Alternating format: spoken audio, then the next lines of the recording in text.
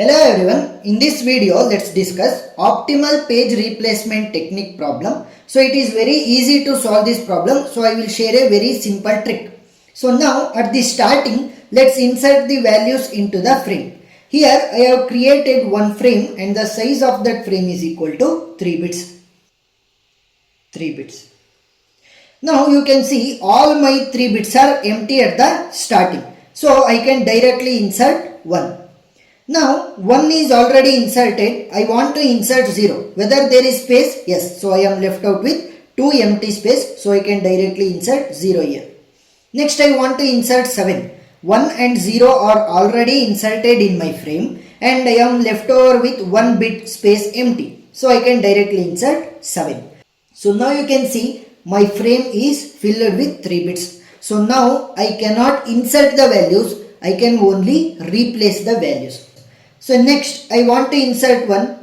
In my updated frame 1 is already present. So we should not insert it again. That is duplicated values. That is multiple times we cannot insert the same value. Next I want to insert 0. 0 is already in my updated frame. So no need to insert it again. Next I want to insert 2.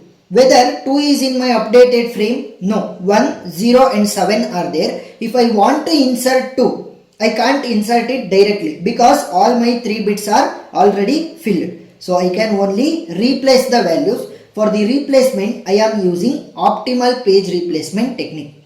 So what this optimal page replacement technique tells? Replace the value which you want to insert with the value which is having least demand in future. Least demand in future.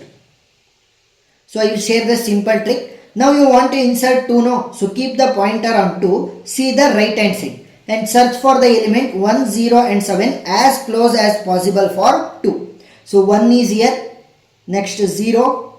Next 7 is not present in the right hand side. So we can conclude that 7 is having the least demand in the future. So we can replace 2 in place of 7. 0 and 1 will remain as it is. So as we proceed further, you will understand much easily.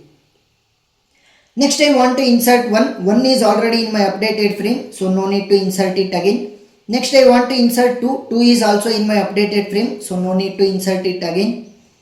Next I want to insert 3. Whether 3 is in my updated frame? No, 3 is not in my updated frame. So what I will be doing? I will be searching 1, 0 and 2 in the right hand side of 3. So 0 is here. 2 is here, 1 is not present in the right hand side. So we can conclude that 1 is having the least demand in future. It must be far away or it must be not there in the right hand side. So we can conclude that element as the least demanded element in the future. So we can replace 3 in place of 1 and 0 and 2 will remain as it is from the previous step. Next I want to insert 0. 0 is already in my updated frame, so no need to insert it again. Next 3 is in my updated frame, so no need to insert it. Next 2 is also in my updated frame, so no need to insert it again. Next I want to insert 4. 4 is not in my updated frame. So I will search 3, 0 and 2 from the right hand side of 4. So 0, 3 and 2. 0 is here, 3 is here, we are not getting 2. So we can conclude 2 is having the least demand in future. So replace 4 in place of 2. 0 and 3 will remain as it is from the previous step.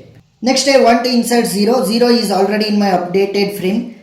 3 is also in my updated frame. Next I want to insert 6. So 6 is not in my updated frame and in the right hand side also I am not having any elements. So in this situation we will be following the first in first out. So first in first out means who came first among 3, 0 and 4, they will be replaced by 6. So search for 3, 0, 4 here. So 3 started from this step, 0 started from this step and 4 started from this step. So 3, 0 and 4. Who came first? 0 was the first one to come. So we will be replacing 6 in place of 0, 3 and 4 will remain as it is. So when we not get the values in the right hand side or we are having the tie between the elements, so we will tie between the elements, we will be using the first in first out algorithm. According to first in first out algorithm, 3, 0 and 4. So 0 was the first one to come. So we replace it 6 in place of 0.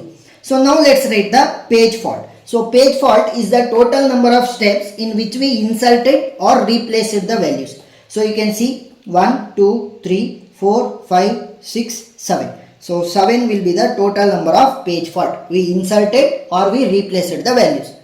Next, it will be total number of page hits. So page hits refers to the steps we skipped, because here you can see 1 was already in my updated frame, so we skipped this step. Next, 0 was already in my updated frame, so we skipped this step. So total step that we skipped will be counted for the page hits. So how many steps? 1, 2, 3, 4, 5, 6, 7, 8, 9. So total number of page hits are equal to 9. So this completes the problem of optimal page replacement technique. If you have any doubt regarding this topic, please do comment below. I will clarify it. And if you liked the video, please subscribe and support us. Thank you.